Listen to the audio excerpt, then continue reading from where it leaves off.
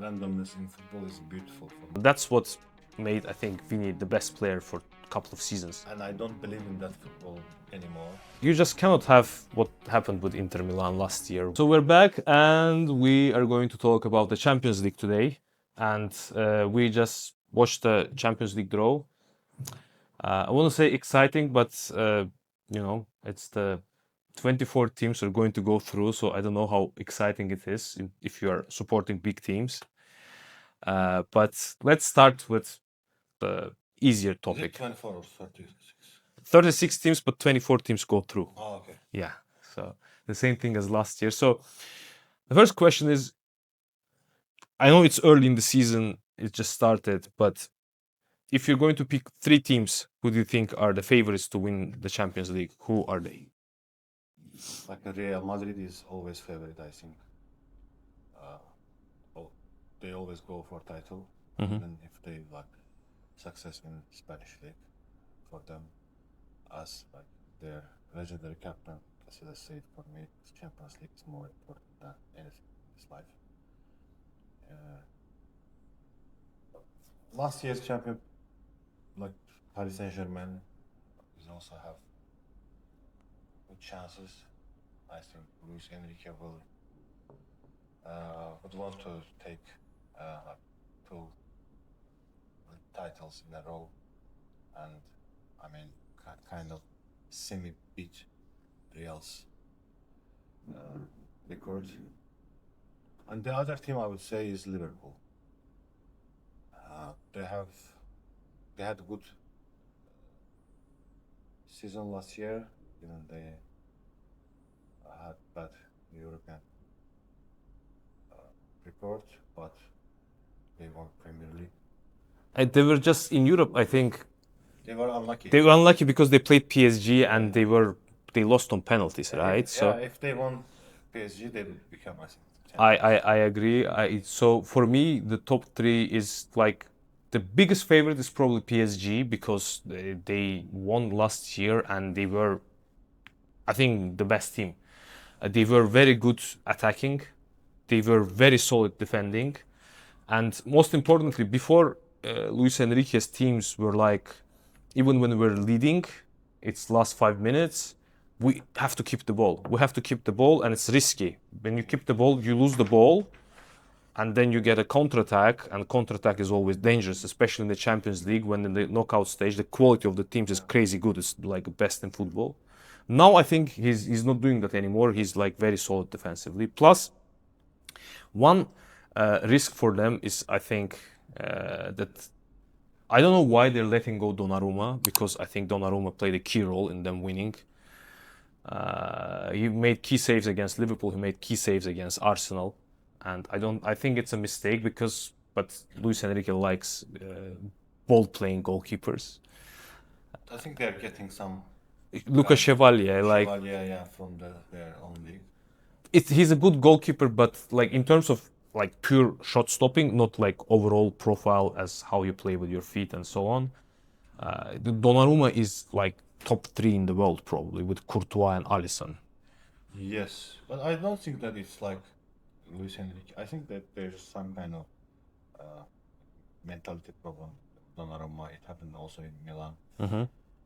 As he gained popularity and success, he always wants more money and Donnarumma. Yeah, Donnarumma. Yeah, he always wants attention.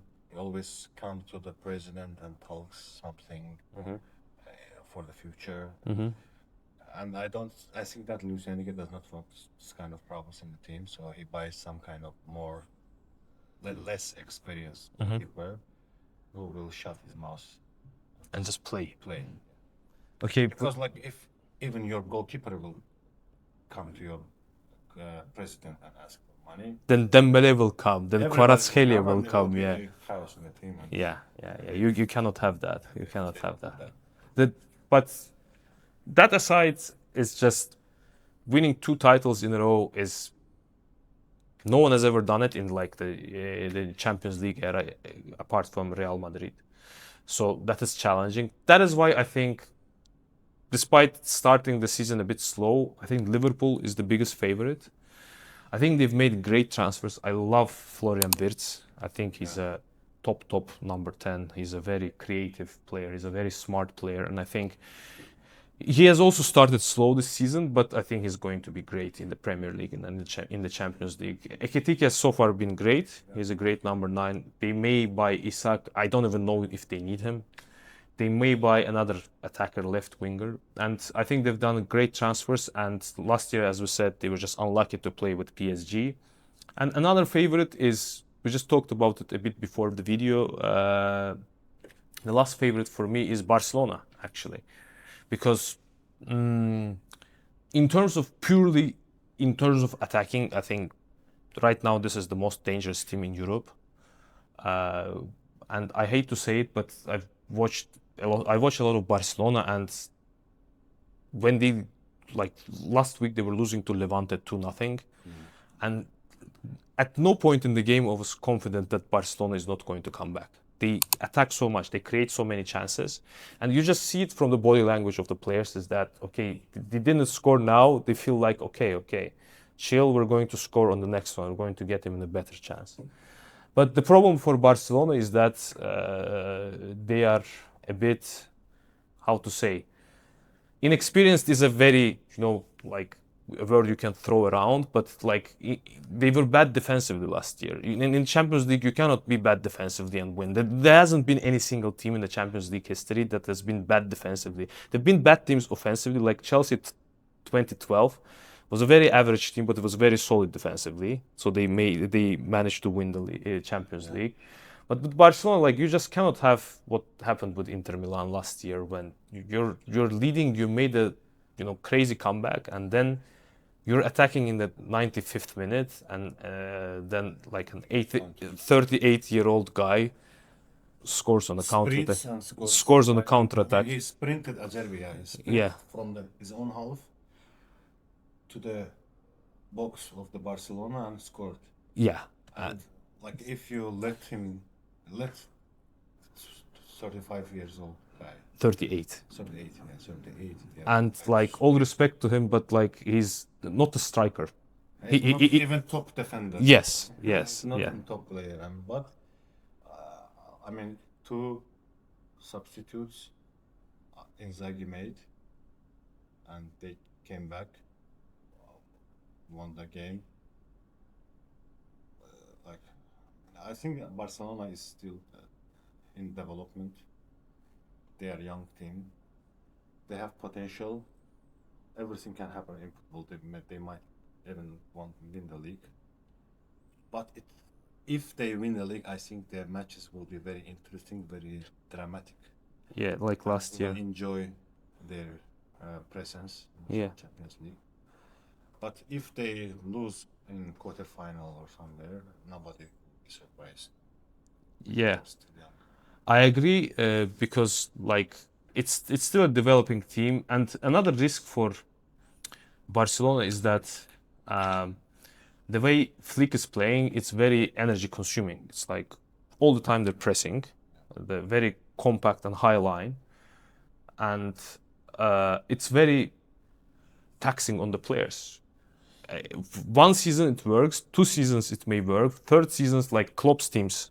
Yeah, nobody will go around. Guardiola's teams, like every 3, 4, 5 seasons, something happens and players just get tired of this very, very demanding style of play, and people get injured, everything falls apart. I don't know how it will happen here, and Barcelona's squad is not really particularly that deep, but their attack is right now the best in Europe, so everything can happen. In terms of Real Madrid, like, it pains me to say, but this is another, I feel like, transition season, because there's a new coach and a totally different style of play is coming. Before that, it was with Ancelotti, was very like freestyle football. There's a popular opinion about Real Madrid and Ancelotti about like how the man has no tactics. That's obviously not true. You cannot win the Champions League and be so successful without tactics. Maybe you just don't figure out his tactics. Yes. Ancelotti is just a very pragmatic man, and he used to play often according to the way his opponents would play. But he gave a lot of freedom in attack, and it just didn't work out last year because Vini and Mbappe did not figure out how to play without very clear patterns of play and instructions from the coach. It's going to change this year, but there's so many question marks that I think there's a higher chance that they win La Liga than they win the Champions League. But with Real Madrid, you never know. I think the transition is Mbappe's transfer. I mean, Created a whole different reality for like Madrid. Vini, in this term, some guy should tell Vini how to play with Mbappe. Yes. Some guy should tell Mbappe how. But Ancelotti was in different mindset maybe in the past that okay, They'll figure it out. They're figure it smart out. guys. Yeah. Benzema is there and Yeah. they will figure it out. But maybe they will figure it out and but they will lose some titles during this period. It happened, no? Last year, who won La Liga, Barcelona. So Real Madrid didn't win anything. so Yeah. it happened. So, but like, I don't think that Real Madrid needs some kind of system coach who will give instructions to every player on the pitch what to do. I agree. And I don't believe in that football anymore. Maybe it I was agree. very fashionable tools like till the 2-3 years before this period, but it's like chess. You should know some openings, but after that you should like Improvise. Yeah, during the game you should change tactics as your opponent plays. And I mean, I think so. We're switching from Champions League to more about like general state of football now, and I think it's more important to have for teams general philosophy how we want to play. Yeah. Like, do we want to play? Do we want to keep the ball? Do we want to press? Do we want to sit in the low block at times? And all of that may work, but like having a very clear pattern, very clear instructions at every phase. Like for defense, it may work. It may work for build up, from going from defense to attack. But like in attack, once you need to have the spark, you need to have players with freedom to choose whenever to dribble, Yes. whenever to make through ball, whenever to shoot.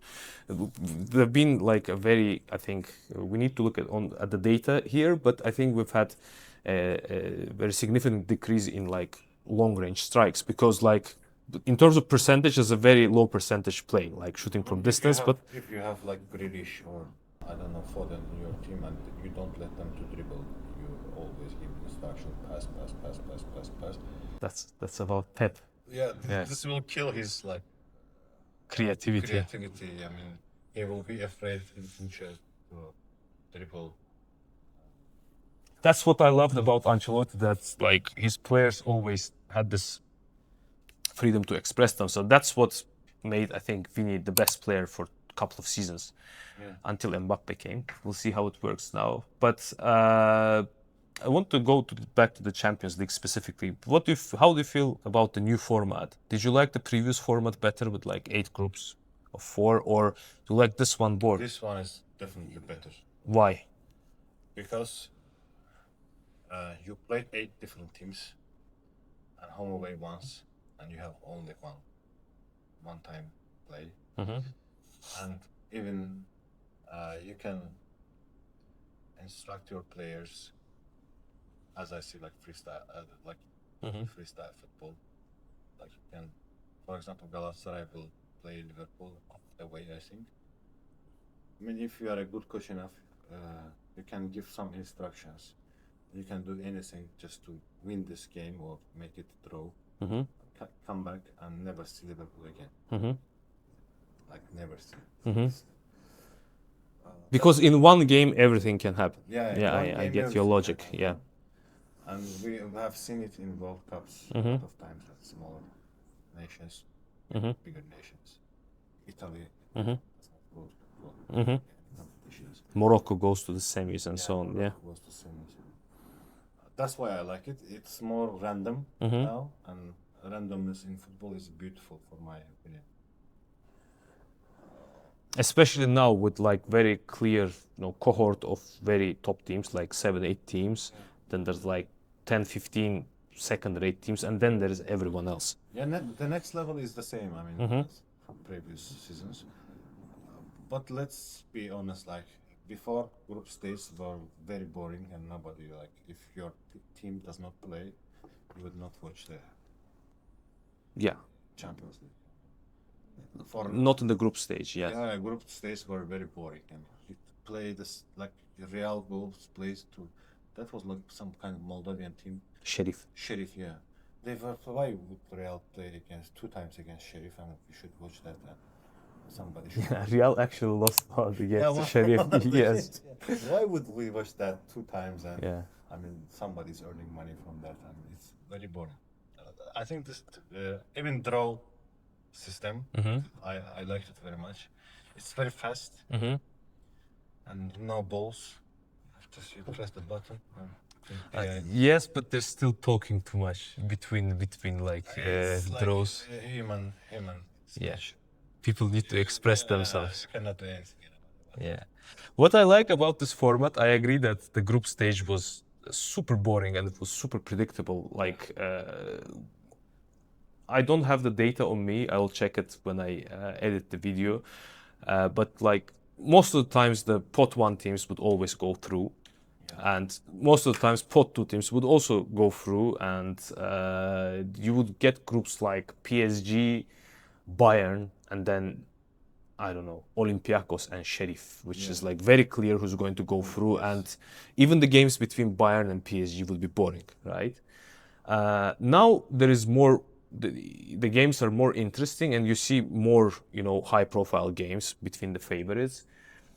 And I like that at some point in the draw, like from this season, they've changed a bit the format in terms of like, for example, if you finish first, until the final, you are going to be kind of seeded. So the first game in the knockout stages, you're going to play away, which is considered an advantage. I think it's a good thing. But on the other hand, I think 24 teams going through is a bit excessive. Like last year, PSG actually, many may have forgotten about it, but until January, PSG was bad. PSG was horrible, and they were losing to very average teams, and they only went through in the last week. The same for Manchester City. A friend of mine who doesn't like Real Madrid, he was telling me like Real Madrid has lost to everyone. How come you're still in the first 24? But that's what happens because like you play 8 games and there is no chance that favorites not get at least 3 wins, right? That's the randomness of Randomness, but still, I feel like the favorites are. I mean, when Real lost against Sheriff, Yeah. you definitely knew that Real would go through that. Yes, I'm not comparing to the previous format. I'm just saying in general that it would be a better system if there would be a chance that favorites really do not go through. I really want all favorites to go through because that makes it more fun knockout stage. But there has to be that sense of jeopardy, of danger for the favorites. Let's say if just cut it at 16 teams and then start at the round of 16. But I know why UEFA is not making it because it's extra round of football is extra money. But like first 8 go to the Yeah. finals. Yeah. The other To the quarterfinals and like the others should compete to go to join them. yes, maybe like this, but in some way I think there has to be some kind of danger and risk for the favorites to make it more exciting. I mean, if PSG lost the last game last season, I mean, they would not go through, and it would be some other champion. Yes, but They won it. I mean, it's yes, they won it. What can we do? I mean, Yes, but what can I do sometimes? it's like they failed a lot, Yeah, but they still had chance. I'm saying it about, for example, Galatasaray. You can fail a lot, but you will still have a chance to yes. or against other smaller teams. See, the difference between Galatasaray and PSG is that, don't get me wrong, but Galatasaray failing is, it's not if not even an expectation, it's kind of like Okay. people will be like, okay. But when PSG fails, people will be like, what, really? That happened? And this format makes it almost impossible for PSG or Real Madrid or Barcelona to fail. That's what I'm saying. And I would love to have a system in which, Technically, still, yeah, yes, you can do it. yes, they can We still had fail. like during Fatih Terim last time we played in quarterfinals. Yes. We lost 3 games, Yeah. 3 consecutive games in the group, Mm. and won. No, we made 1 draw and 2 wins, and we got through. And we went to the quarterfinals and we lost against Real Madrid. Yes. Yes. That's Drogba's and Sneijder's team. Yeah. So it can still happen. I mean, Yes. technically. And I mean, in terms of randomness, this format has a lot more randomness and a surprise factor. This I agree. format is not for system coaches because randomness is against their mindset. Mm-hmm. Okan, for example, or Guardiola, or I don't know, Luis Enrique would expect that we will play our game and we will win or not win, but we will still play our game. The same type of football, Type yeah. of football. But if you don't improvise, I mean, last PSG played against the last match. Inter? No. Arsenal. Yeah, they In were semis. Arsenal, yeah. They played completely different football. Yes. Arsenal. Yes. At some points they were playing low block. They were like defending in numbers. Yeah. And I liked it because they were like playing in accordance with the result of the They will previous score game. and come back. They will score and come back, and you cannot play the same thing like every time. I mean, if you're playing against Brest, if you're playing against Saint Etienne, you can. But if you're in the Champions League, the other team is good too. Like, you may try to dominate them, you may try to always press high and win the ball, but it's just not possible. Like, there are teams that will find a way through your press, right? If they have like some little smarter coach, they will figure out your game. Yes, Like Pep I agree. won only once Champions League during 10 years in Manchester City, right? He came in 2016 or 17, and that's his 9th season or 8th season, and he's won only once, yeah. Once. And before that with Barca 2 times. Yeah. Mm-hmm. Look, with Barca, with Messi, and like. But in Barca, he played some. I mean, there was Messi and the other guys, Xavi, Iniesta, who had their own system inside. Mm-hmm. They played. Messi would dribble, and he would not say anything against it. But to Foden, he is saying no dribble. With Grealish, he is saying no, do not dribble. Pass. Doku, please pass. Doku is dribble guy and sprinter guy. I mean, Yeah. he used to sprint, just sprint and dribble, And then get cut back. cut back and goal. Goal, not so much, but that's what he did. No, But like, cut back and who would score? I don't Yeah. know. But this like going around again inside of 16 Yes. time just Yes. to find some Opening. or glitch. That's why he got Haaland, because Haaland, I think he adapted his game. He understood that. I mean, saying that he understood, for me, like, I'm just a guy sitting here talking about football, and he's Pep Guardiola. But I think he,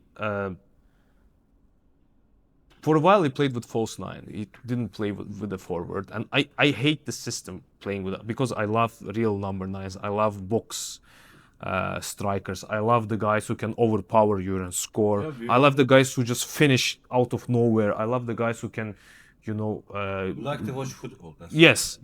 That's You want creativity, you want dribbling, you want some kind of power. I want courage and so on. something out of nowhere. Yes. And Haaland gives that to you, and he agreed that. I think he agreed that. Okay, the last missing puzzle for our team. Although Haaland is not really taking part in the passing game that much, he like doesn't touch the ball that His much. pass is 68 in FIFA. And like again, I'll have to check the data, but it doesn't get involved in the City's passing game that much. But like he scores. So what do you need? You need people scoring. Yeah, So that's the best. yeah. So Maybe they enjoy their game inside players that we pass a lot. Oh, you see how we cut inside and blah blah blah. But for person who loves football and who loves watching football, it's very boring yeah, to see passing them. I love how English pundits like this old school guys like Roy Keane and like he's looking at the I don't know League Cup in England and like League Two or League Three team is trying to pass from the back. And they like the goalkeeper loses the ball when passing, and like he's saying, "Who do you think you are? You're MK Dons. Just go and take it up front and send it to your striker who will win the header or something like that." Yes, yes, you have to play with your hands. Um, but back to the Champions League. Who do you think is the surprise team of this season? Like last season, I think we can call PSG a surprise team because PSG has always been there, but you never had this confidence about PSG that they're going to, win. Who do you think this maybe there's a surprise team and underdog or yeah, underdog. Let's call it an underdog. It doesn't even have to be like crazy underdog story like Ajax making it to the semis or Tottenham going to the final, but like unexpected, something that is not. Unexpected is like Kairat Karabakh. They went through. It's like very unexpected. Yes, but in the They have Champions League now. Let's say, uh, as I saw, like Athletic now is called Atleti, I think. I mean, they call themselves Atleti, yeah, yeah. They are always underdog in any league they are playing, but they always became the second. Like, how many times they won Spanish league? One.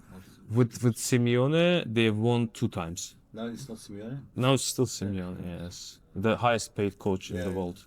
How much is 20 something million, like. Yeah, that kind of teams are always underdogs that can go if they can find their Rhythm, yeah. they find their way. They always can go through. Just press on the front and then come back to attack if opponent has the ball. Yeah. Score one goal, give the ball to opponent, and come back. And play haram ball. Yeah, play haram ball. Just play dirty. Try to play to referee. And Yeah. This kind, he has during his even I watched him playing to Simeone and you watched him playing to even during his. He's exactly the same kind of coach Same as kind of he was a player. I agree. For underdog, yeah, I would say that. I would say Galatasaray can become underdog if they also find their path too. Because like they have like Sané, Osimhen. Osimhen is like top 5 strikers in the world. Top 10 at least, yeah. At least, yeah. Number 9, who just poachers like you can just get the ball and make it to the goal. The other guys, I don't know. I mean, Monaco always have surprise players. They sell very extreme. Them and Benfica, they sell for like extreme money, but then I mean, Mbappe came to PSG for 180 million. But it was like it makes sense for Mbappe. 2020, 21, but it was like 2015 or 17. No. 16, I saw Mbappe playing against Manchester City. With Monaco. Yes, the next season he went Like, who is this guy? I mean, and he was crazy, right? Crazy, yeah. He was even better that time, I think. I mean, he was very impressive. Yes, yes. But he was very impressive. Like, he was very quick and like he just like it felt like he's the quickest player in the world. Yeah, yeah. I loved watching him then. I love watching him now too. I think he's one of the best. But back then, it was like he came out of nowhere. And yeah, I understand that this question is difficult. There's a difficult answer to that because like there's very clear line of favorites. Maybe after 3 games we can Yeah, figure it out. yeah, yeah. But the next thing I want to talk about which team is going to fail, and I'm going to answer it first. I think. Okay, which team might surprise? I would say Tottenham. Tottenham has a very good team. Tottenham has a very good team, and they played very well against PSG in the Super Cup. They lost in the penalties, but like they lost to a comeback, which is something you can fix, I think. And they won. I think they won the first 2 games in the Premier League. But like a very very impressive team, a very impressive way of playing. I don't know if they can keep it up, but I think in terms of an underdog, a surprise team, I would bet on Tottenham. And in terms of a team which fails, I would again bet on a Premier League team. I think Manchester City is going to be a bit better than they were last season, but I think Pep has still not yet. Again, we're criticizing Pep Guardiola. He's still not Saudi Arabia for Pep. For to ask for more money or to go to Saudi Arabia. To go to Saudi Arabia and ask for money. From there, maybe. But obviously, I think City is going through, but I don't think that City is going to go that far. And if City suddenly becomes a champions in this Champions League, I'm going to be very embarrassed. I don't even think that UEFA wants City to compete in this kind of championships because they play very boring football and everybody switches the channel when they see City play. Except them. I mean, some people enjoy City, some people enjoy Pep-ball, and I understand why they do, but it's a very specific type of football, which I personally prefer not that. I don't really prefer that to watch. But I loved, not loved, because I don't love Barcelona, but the way they were, when he was playing it in Barcelona, it was a very, very fantastic team to watch. Like, obviously, like one of the best. Because he was not so authoritarian. Maybe. Barcelona. But I noticed that the guys who play football, they like Pep's football. I think that he's great coach ever, and they would love to play in Pep's team. A lot of football players say that I've learned a lot while playing for Pep. Yeah. I'm sure that Pep like has a way of teaching about tactics that he sees some of the things on the pitch that no one else does, I think, and he really has revolutionized the game. Like everyone has been trying to copy him. And now, like young football, like copying him. Yes, and even Messi spoke out against it, saying that you cannot force, young football players to just keep possession. You have to be, especially when you're young, you have to teach them to be courageous. You have to teach them to try things. You have to teach them to dribble, to shoot, and so on. Yeah, when Company scored the title goal, everybody was shouting to him, "Not shoot." Not shoot. Yeah. It's like disgrace, but it was. Yeah, I loved how once he was giving instructions to De Bruyne, and De Bruyne got really angry. He was like, "Shut up, shut up!" Yeah. That and another meme-like episode was when like Ederson came to like the half line, and he was passing to the midfielder. The midfielder was passing, man, and Pep was like, I told you to pass, but I didn't tell you to come this far. That's dangerous. So it's still early in the Champions League, but we basically have our list of favorites, which is Liverpool, PSG, Barcelona, Real Madrid, and Galatasaray and Karabakh, which is like usual suspects for the Champions League. But I want to make to close down to finalize this podcast the question and answer moment. What is your favorite Champions League goal, and what do you think is the most iconic Champions League goal in history? Again, we're talking about not like Di Stefano and Van Basten era. We're talking about the Champions League era. I remember whatever I remember. Yes. But you've been watching for like 30 years, so you remember a lot. I would say Zidane against Bayer Leverkusen is the most iconic final winner.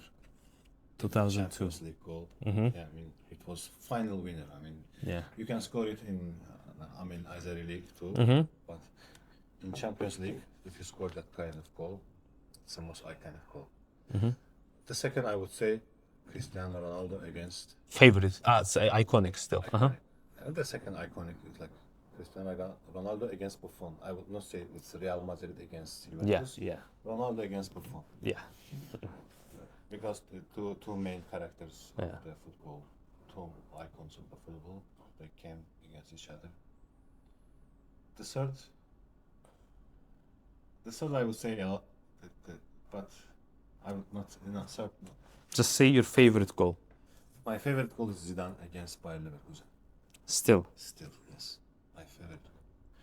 Or in terms of my personal. Yes, that's what I'm experience, asking because I expected Wesley another Sneijder goal. against Yes, Juventus. yes.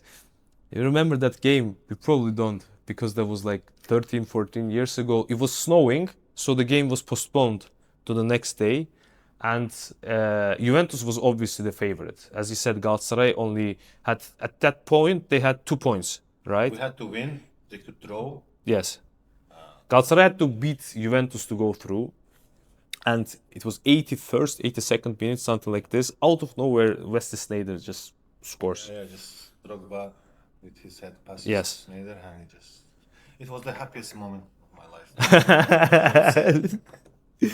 For me, the most, again, I will be, because in football, there is no way that you can be not biased. Because I think when you're watching football, you have to be, football is a tribal thing. You have to support someone.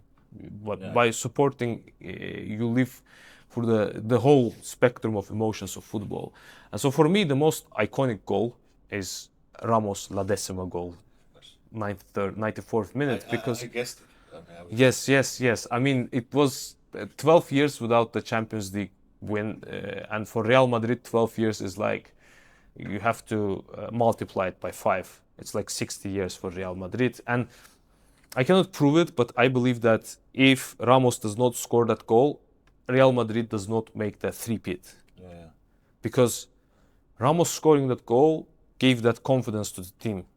They would still at least win one because the team was fantastic. They would just figure it out and win in 1 year, 2 years or something. But that goal gave them confidence and, atmosphere and aura to win 3 in a row, I believe. Yeah. Because that's why for me it's that also was like one of the bitchy teams. It's a horrible All, team. Football.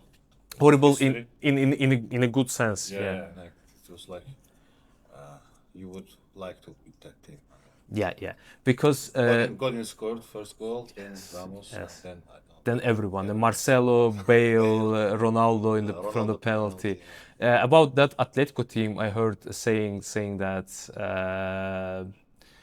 when that Atletico Madrid team is on the pitch, then the grass never grows there. They were running so much. They were so aggressive. It was a great team, much better than They Atletico played now. like 3 consecutive seasons like that. Yeah.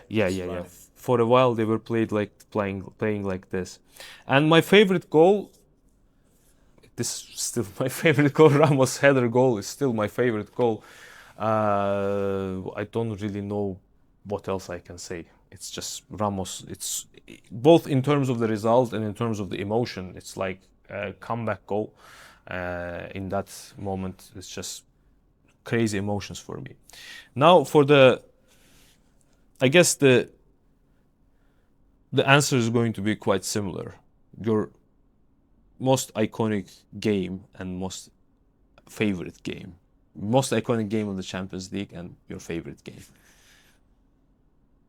Like in terms of Galatasaray, if I'm as a fan. But iconic in terms of like general history of Champions League.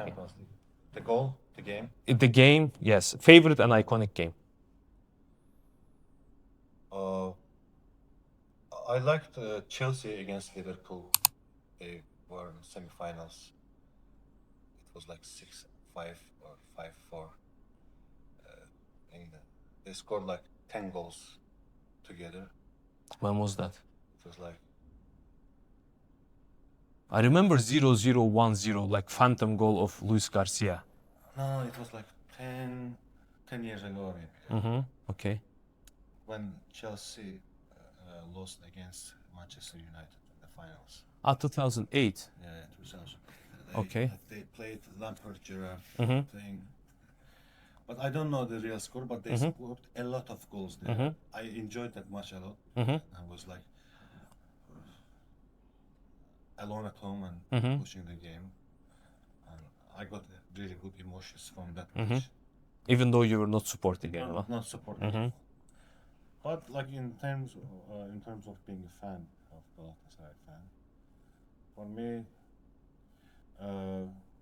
when I watched like the first Real Madrid match too, again when Real Madrid beat us 3-0, Mhm. then we went back and beat Real Madrid 3-2 with the Jardel. That was the other way around. Yeah, You beat 3-2 and then Real Madrid beat you 3-0. Yeah, Yes. I think it was like Yeah. it It was like year 2001. one. Yeah, Yes. I was 11 years old. I watched that game, both of the games live. Mhm. It was like also very favorite. But in most my favorite game, yeah, Galatasaray Juventus. was Snyder, Yes, I imagine. and he became legend in my eyes forever. Yeah. For me, the most iconic game, like, doesn't get any crazier than what Manchester United did to Bayern in '99. Like, Bayern was clearly a better team, like, no questions It was asked. the game I understand. I Like, understood football. Yeah. the beauty of football Happens. is how it just things happen out of nowhere. Not always. There is a higher chance that a good team, a better team, is always going to win. But that Manchester United made comeback after comeback, and then they made a comeback in the final. And the comeback, for those who don't remember, was Sheringham. 91st minute, I think, and then 93rd minute, I think, Ole Gunnar Solskjaer. And it was out of no. Bayern was a better Teddy team. Sheringham. Teddy Who would ever Sheringham. think that Teddy Yes, Sheringham yes. would And Teddy score Sheringham was such a- like 37 years old. He was an old guy back then. He's still an old guy. But I guess he was already old back then. But in terms of my favorite game, I'm not even going to say the La Decima game. My favorite game, I think, the most emotional moment for me was Real Madrid comeback against City, 2-1 when Rodrigo scored 2 goals. Remember in the 89th and 92nd minutes, and again it's very similar story to what Manchester United did in that season because Real Madrid did come back in the round of 16 in the quarters and the semi-finals. City is a clearly better team, like no questions asked. That team was like a very dominant team, the best, probably the best City team of the Pep era, but just out of nowhere, yes, Rodrigo comes and he scores 2 goals and Real Madrid I mean, wins. he also like substituted the Joselu. That was the season after that. After that, Yes, and with he Bayern. scores. Also, like if you're a Real Madrid fan, you have a lot of iconic moments in the Yeah. Champions League. That's what I love about being a Real Madrid fan. So Champions League is beautiful for these moments, and I think you would agree that this is the highest of the high of the Champions League of the Even football. World Cup, I don't know, European Cup. Nothing I can agree. compete The with knockout stage, like after the quarterfinals, semifinals, and final, it's like top it level can be football. boring sometimes, but it's Usually not. Usually it's not boring. Like finals are usually boring, but like quarterfinals or semifinals, you get every season you get at No, I least mean, one group iconic stage, game. like, Yeah. you got Group the stages are playoffs. boring. Yeah. Can be boring, but Yeah. in terms of like general football, it's the highest Yeah. level. Yeah. Now, one last thing. We're going to do head to head. I'm going to tell you players, and you're just going to Okay. say just one name. The best, most iconic, the best player in the Champions League history. Clarence Seedorf or Alessandro Del Piero? Del Piero. Del Piero or Xavi? Del Piero. Del Piero or Zidane? Zidane. Zidane or Juninho Pernambucano? Zidane. Zidane or Paul Scholes? Zidane.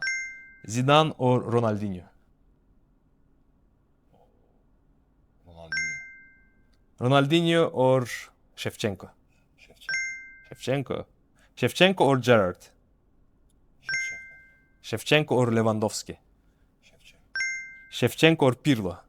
Shevchenko. Shevchenko or Iniesta? Iniesta. Iniesta or Raúl? Iniesta. Iniesta or Robben? Iniesta. Iniesta or Sergio Ramos? Sergio Ramos. Sergio Ramos or Toni Kroos? Sergio Ramos. Sergio Ramos or Paolo Maldini? Sergio Ramos. Sergio Ramos or Luka Modric? Modric. Modric or Luis Suarez? Modric. Modric or Karim Benzema? Benzema. Benzema or Messi? Messi. Messi or Kaká? Messi. Messi or Ronaldo? Ronaldo. He has one more. In terms of like, you can Being debate who is the GOAT, but in the Champions League, there's no debate. Ronaldo is Like, more goals, more titles, more best players. by the way, I like Ronaldo's playing better too. I know we had a lot of But I debates. think that Messi is like incredible talent, and no one can ever reach to his level. Yes. But in terms of statistics, I think, or comebacks, or I mean, not even statistics, comebacks, playing with the team, winning for the team, I think Ronaldo was better. We had a lot of debates off the record about who is the GOAT, and I'm not going to say who is saying who, but in the Champions League, I think Ronaldo is a better player. Yes, of course. I mean, he has won more for his team. Messi is like lost to Roma, lost to Liverpool. Another very iconic game, by the way, Liverpool, Barcelona, an For- iconic goal, like the last goal was Origi? from, yes, Origi, that's crazy goal out of nowhere from the corner. Yeah, I mean, Messi had more failures in Champions League in terms of like playing football for his team. But Ronaldo is like winner. He always like. Even in Juventus, he won Atletico Madrid. He proved himself that I can play here against you too. That's the thing I like about emotions and coming back from dead. And then losing to Ajax in the quarterfinals. And on this controversial note, we're going to wrap it up to hopefully make another episode when, the Champions League is in the heat, closer to the knockouts or during the knockout stage. Thank you, Aras. See you on the next one.